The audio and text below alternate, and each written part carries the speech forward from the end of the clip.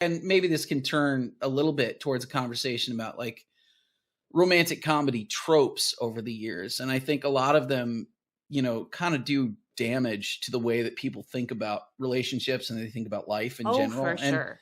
Oh, And for some of sure. those tropes include things like this, where it's just like, oh, just like sacrifice yourself because the thing didn't go the way that you thought it was going to go. Or Your one true love, yeah, TM, is gone, and so now right. your life is over. Your life is completely ruined and it's useless and you can never do anything from here on. And it's such a like a terrible way to think about the world. I mean, I think that's like the flip side of every bit as bad. I mean, it's not even really the flip side. It's basically the same. It's the through line of you only have one magical true love, right? That if you miss your chance when You'll never get it 19 again. years old, you'll never have another. Yeah, you will. Yeah, you will. You'll be okay. You will. It'll And suck honestly, for a while, like, but you'll be okay. when you have these notions that like there's this like sort of fated soulmate kind of thing where it's like this is the only possible thing you can have, like you end up actually kind of I feel like most people probably end up messing up their relationships as a result, because they're fantasizing, they're romanticizing, for lack of kind of a better way to describe that, but they're romanticizing like the relationship without thinking about relationships as a human organic thing that takes work and time and effort. And it's not fate, it's not magic, it's not any of those things. Like you have to continually be a decent human being to your partner and to treat people like partners, and you're just not going to get that gifted to you. It's not going to be like the gods and the universe just sort of supplies you with a perfect relationship that never has any problems, or you never ever have to deal with anything. Like, that's just not how it works. No, it's not. Spoiler alert, young ones. Relationships are a lot of work. Yeah. And that's, by the way, that's okay. Wrong with that. There's It's nothing fine. wrong with that. It doesn't mean your relationship is a bad one. No. All relationships require work. No. And I think the thing that I learned when I was, and it took me way too long to sort of learn this too, but it was more me learning, if the people putting in the work, if that was really one-sided, the relationship is doomed. Like, there's no, it has to be a partnership. It actually has to be two people working together towards, common goals. It can't be one person trying, extremely hard and constantly sort of giving and giving and giving, and then finding, that the other person is just there to take. I mean, that's not a healthy relationship. And I was in many of those kinds of relationships for a long time, because I always thought that my job, and some of this came back from these kinds of romantic tropes in film, right? Some of these came from that, because it was always me going like, oh, the big romantic gesture, the Lloyd Dobler, boombox over the head, like all that kind of stuff was like what you're supposed to do, especially as a guy. Like, that's the stuff you're supposed to do. And then I kind of found out in my later, like mid to later 20s, that like, not only is that kind of a bad thing to do, it also like it sets the tone for the relationship in a really bad way, because you end up with a relationship that is predicated on your like gifts and your effort, and like if you stop doing that, and it's unsustainable, right? Like, you can't just do that every day forever. Like, you can't do these big romantic gestures. You can't go buy somebody flowers every week. Like, you can't do that. And it's not going to sustain itself over time.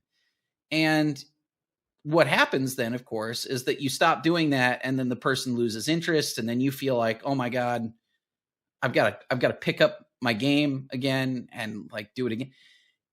What I realized eventually was like, it's way better to actually just find somebody you connect with and that you enjoy being around all the time. Yeah. Not just when we're doing special things and going out to big dinners and we're just, you can hang out with somebody on the couch. Like, that's better in a lot of ways. That was definitely a lesson that I had to unlearn from the romantic comedy, just romance tropes in general, is that if you're not constantly in the throes of fiery passion, it's not a good relationship. And let me tell you, kids, that is 100% false, because it's weird. Most of the time, you're not going to be in the throes of fiery passion. You have life to live. You need to clean the kitchen. You need to go to work. You need to, I don't know, raise your kids. Like, you're going to be spending far more time fully dressed with each other than you're not. And so that is the part of the relationship that I think matters most. Yeah, you just don't. It's funny because you just don't get that from these kinds of stories most of the time. No, and I did actually really genuinely appreciate that, even though Sandra Bullock's character, Loretta, found Channing Tatum's character, Alan, physically attractive, she wasn't actually interested in him that way at all until she started to get to know him as a human person. Yeah. And not just the pretty cover model for her novels. Similarly, I would say, so Alan, Channing Tatum's character, he really liked her. Yeah. But he really liked her. And it's funny, that was an interesting dynamic as well, because he knew stuff about her and he liked her for who she is in general. And it wasn't just, I mean, she's Sandra Bullock. She's very attractive. You can't escape that. There's no getting around that. She's beautiful.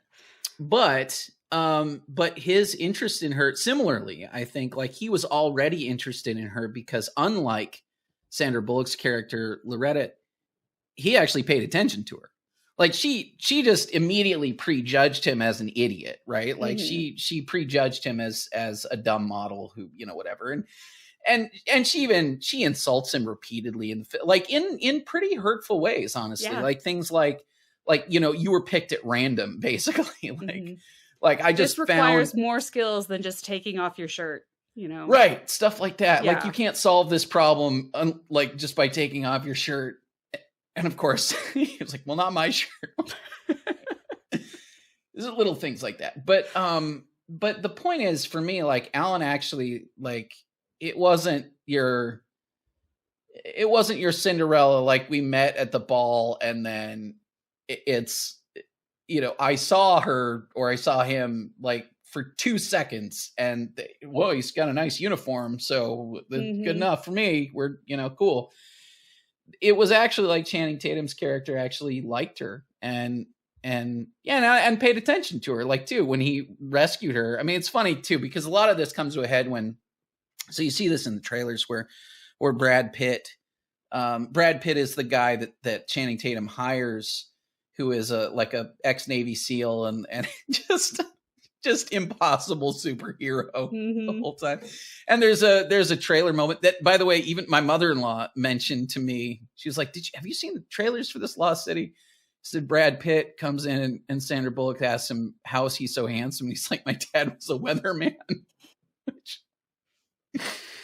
Perfect. But flawless. Brad Pitt is Brad Pitt the embodiment of the character that she writes, right? Like, he's smart, he's like ludicrously handsome, he's highly insanely capable. competent, right? Yeah. Like, he is, and this is the best version of this that I could possibly think of. He is a like clear, perfect example of what you'd call a Mary Sue kind of character, right? Like, he has zero flaws. He is written to have zero flaws, but that's intentional, right? Like, his existence is to be the guy with the zero flaws, so that you can compare and contrast that to Channing Tatum, who has especially in her eyes, a ton of flaws, right? Like, he is not that competent.